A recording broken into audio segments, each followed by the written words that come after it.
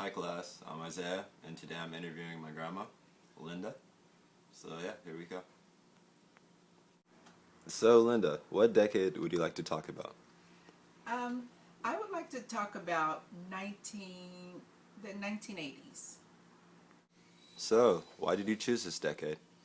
Well, I chose 1980 because 1980 is when I became a young adult and living in California, and I got my first job.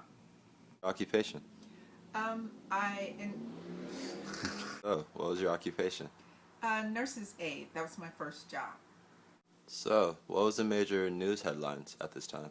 At that time, for me, was when John Lennon got shot. So, which major event left the biggest impression on you? When I was watching the news to watch the space shuttle take off, it was when they took off. There was this big explosion, and everyone, all the astronauts on the shuttle, they all died. That was the most devastating thing I could actually watch. The 80s, what was your day-to-day life? Mostly working, and I had two young children, so I had to go home take care of them. So my life was surrounded by them. So, at this time, what was the most popular music or artist? Well, my favorite artists were Michael Jackson, John Jovi, and Marvin Gaye. So, who were the most famous actors and actresses at this time?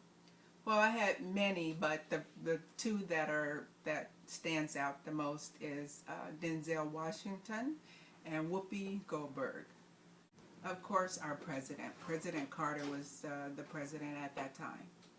Who were some important U.S. leaders at this time?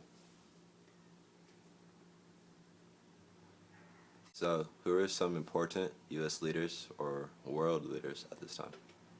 And then at that time, it was President Carter. What events? What events today do you think would be in the U.S. history books in the future? First black president, which is President Barack Obama, and I believe maybe the Katrina storm. What events today do you think would be in the U.S. history books in the future? First black president, which is President Barack Obama, and I believe maybe the Katrina storm.